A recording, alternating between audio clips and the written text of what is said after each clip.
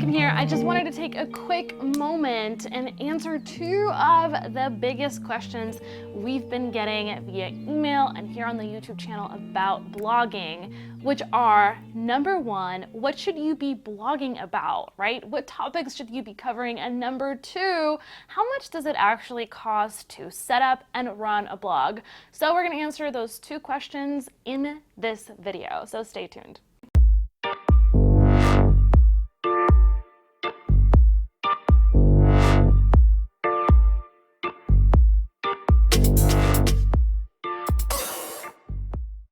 All right, guys, so if you haven't noticed already, we are running a blogging series here on the channel. So if you haven't caught up to the latest episodes, definitely check out the playlist. It's going to be linked right here on the screen as well as down below so that you can watch all of the other episodes. Now, in this episode, I really want to tackle those two quick questions that so many of you have been asking. I'm beyond overwhelmed with, in a positive way, with the amount of questions and DMs on Instagrams and replies to our email newsletter we've been getting about your most pressing blogging challenges and obstacles. So hopefully this series will help. In today's episode, I wanted to tackle first and foremost that question of what should I be writing about? So many of you guys are either kind of, playing around with different blog ideas, or you kind of have a notion of what you want to write about, but you have so many different topics. Maybe you want to run a lifestyle blog and you're wanting to blog about travel and about DIYs and about crafts, and you want to talk about style and fashion. Others maybe in the tech scene and you want to do product reviews, but you want to talk about not just computers and mobile devices, but you want to talk about cars and technology and like smart homes. It's a lot, and I understand that, but it's so important as a blogger to understand the power of focus and niching down. If you want to just run a lifestyle blog, or you want to run a blog as a hobby, it's perfectly okay to include all the different topics and kind of just a diary of your life. That's okay. But if you want to run your blog as a business, you have to niche down and focus, at least in the beginning phases, on one individual topic. It's what people love to read to. That way you're going to really grow, a very solid fan base of readers who are interested in that specific topic. And more importantly, you're going to know what the heck to sell when it comes time to set up your monetization strategy. So at least for the first 6 months to a year, you got to commit and write about topics that A, people are searching about, because it's really going to help you with SEO and getting discovered, and B, the same topics, maybe in a different perspective or from a different angle, because people are going to come to your blog and they're going to subscribe and they're going to 100% support you and buy your product when you're talking about one specific topic. Now, before you get all frustrated, I know that you're creative, and I promise you can still include a lot of different, kind of topics and flair into your own blog once it's a little bit more established. And I'll give you a quick example of that. So let's say that you are writing about skincare, right? As an example, I know I've been using that example a lot because it's kind of what I'm into right now.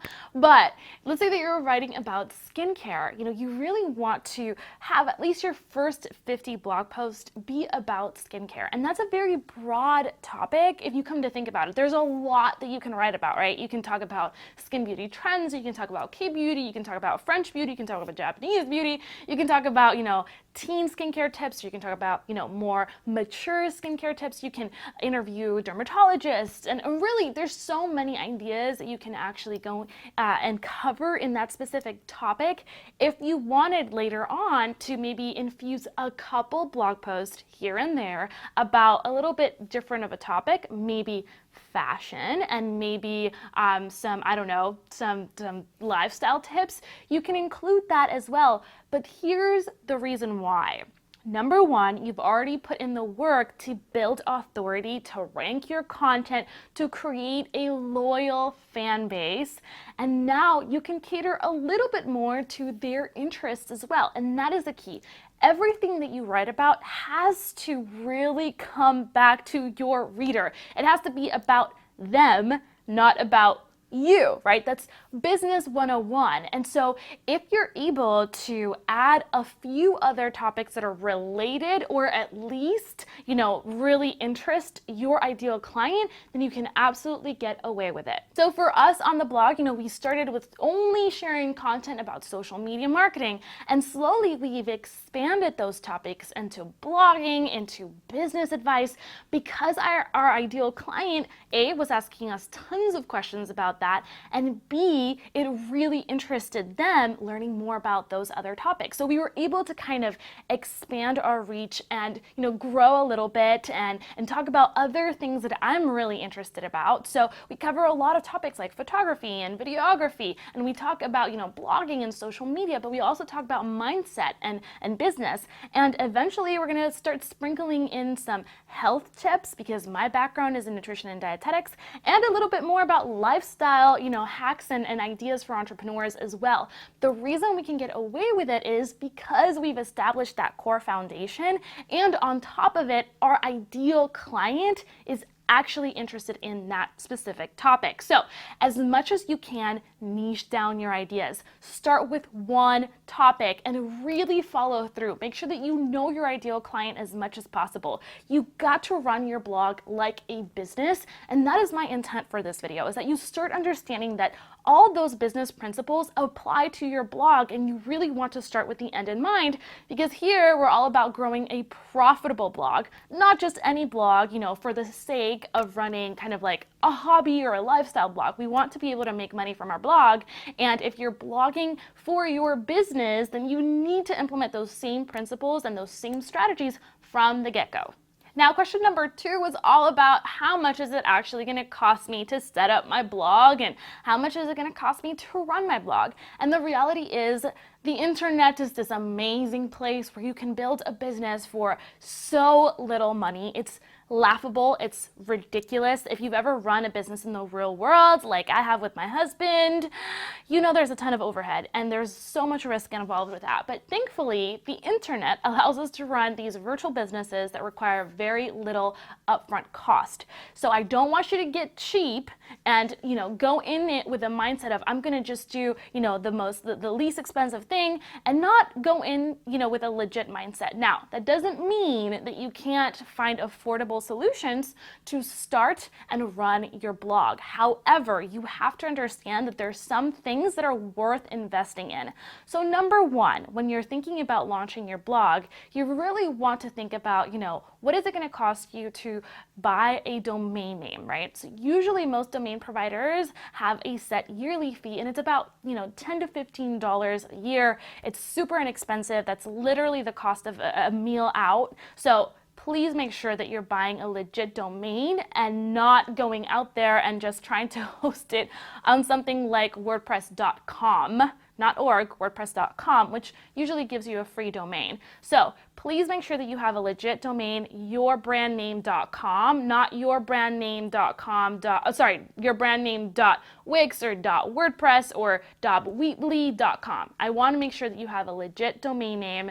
Please make sure to invest in that. The second thing is, if you're going to be hosting it on a platform like WordPress, it's actually a lot less expensive to do it that way, even though it's going to take a little bit of an additional step to set up. And if you're interested in learning more about WordPress and how to set up your blog, we have an entire WordPress 101 course inside the Business Lounge. It's literally me taking you behind the scenes, step by step, of how to set up your WordPress blog. It actually comes included as part of the Business Lounge membership, in addition to a bunch of other amazing courses like Blogging for Business, which is going to help you really set up a blog for your business that generates leads and sales, and email marketing courses like, social media list building and master email marketing, which are amazing courses that are extremely related to this specific topic. Now, that aside, building your WordPress site is very inexpensive in terms of how you're going to be paying upfront, how much money you're going to be paying upfront, and how much money you're going to be paying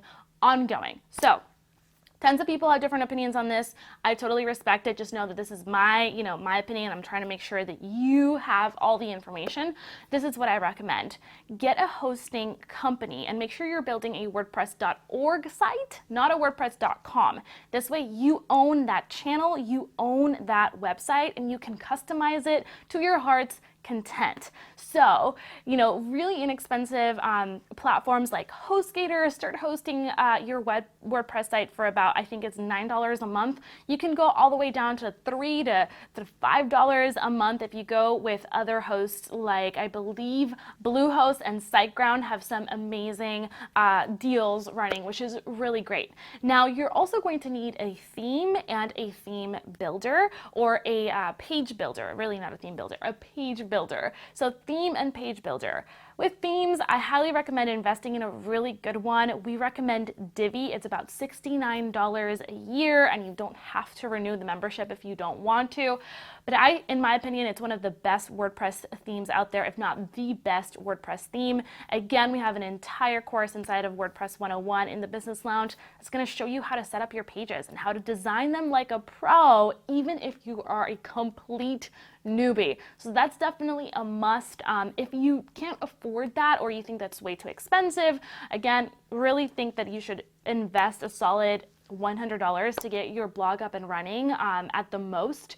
But if you are really tight on cash and you want to save a little bit more, Elementor is a great option. It's a great theme, it's free, and you can also get the page builder that goes with it. Now, it's not as pretty and doesn't have as many features as Divi, but it is a great alternative. So really, if you wanted to get your blog up and running, you could get away with spending about $20 to $25 if you don't want to invest in a theme and have that up and running. Now, what it's going to take is a lot of time and energy to just set it up the way that you want to. So you have to be willing to give yourself at least a weekend to set up your blog. I don't think that in the grand scheme of things, that's like so much time and energy.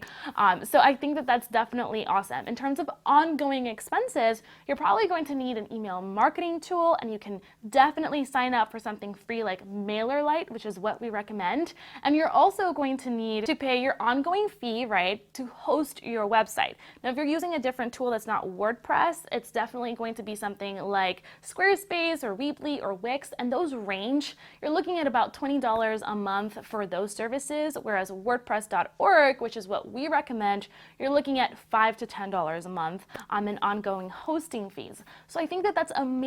It's so inexpensive, and if you really think about it, that's a meal out, that's, maybe 2 cups of coffee. It's ridiculous. So there's really no excuse.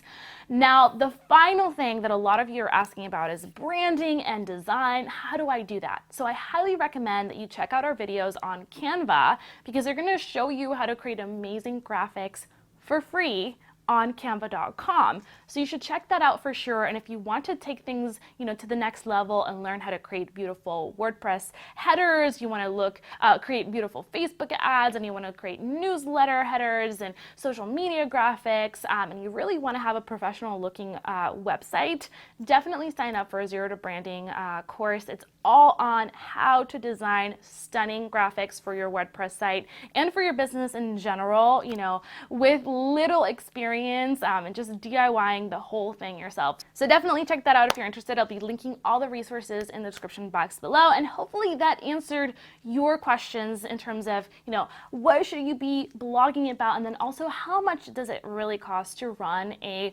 WordPress site or a blog, on a recurring basis. Now, I would love to hear your pressing questions on this specific topic. Let me know in the comment section below, what are your biggest challenges with blogging? What are some of the questions that you'd love for us to answer as we go on with this series? And don't forget, the next week we're going to be sharing exactly how to set up your monetization strategy.